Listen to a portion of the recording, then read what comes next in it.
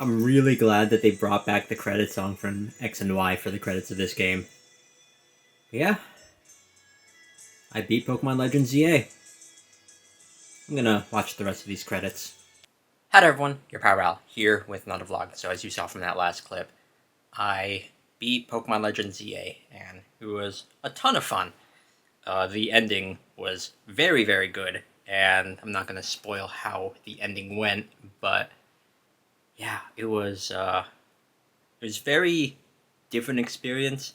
The combat, I feel like I've gotten a good handle on it since it's very different from a traditional Pokemon game. But yeah, um, not sure how big the post game is gonna be, but I'm gonna play it, gonna complete the Pokedex in this game, and eventually wait for the DLC. But as for how I felt about the game's story, let's talk about that, I guess. So, without spoiling things on the story, it was very interesting seeing how Lumio City uh, ends up the way it does, like with all these wild Pokemon showing up, with this whole phenomena of rogue mega evolution Pokemon. So it was interesting seeing that and seeing how Zygarde relates to the story and seeing the um, the involvement of AZ and Eternal Flower Floette. So that's pretty cool. Um, Exploring Lumio City was it was a ton of fun.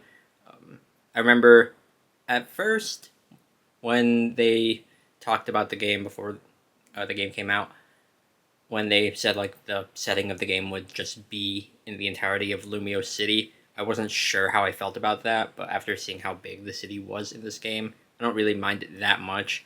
Sure, like the environment starts to look repetitive, and the wild zones kind of make up for that a little bit, but it would have been neat to see other areas.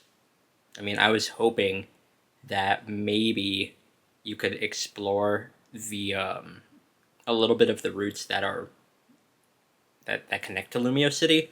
Like I think it's like Route 4 and Route 5, the desert route. Just maybe see a little bit of those places, but no, you are entirely in the city.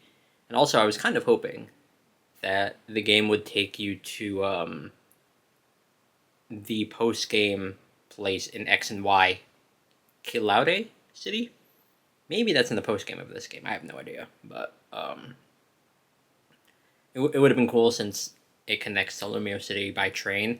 But yeah, as for I guess what I hope for with the DLC, um, I'm interested in seeing what new things are going to be in the DLC. But um, for now, I guess I'll have to make do with what is available in the game because I mean I have to complete the Pokedex.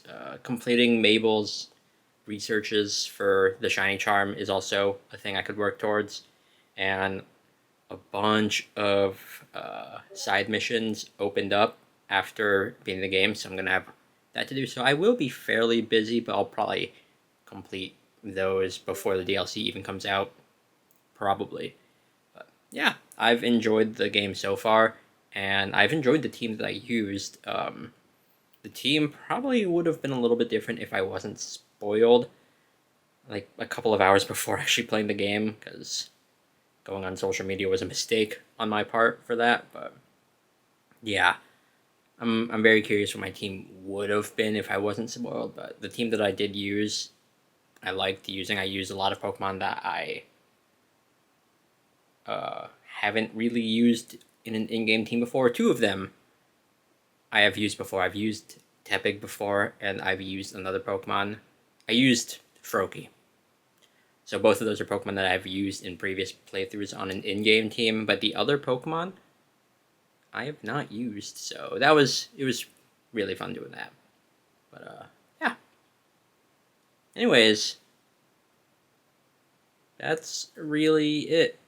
I beat the game, and I'm not gonna spoil things again, like I said, but a very enjoyable experience and had a ton of fun.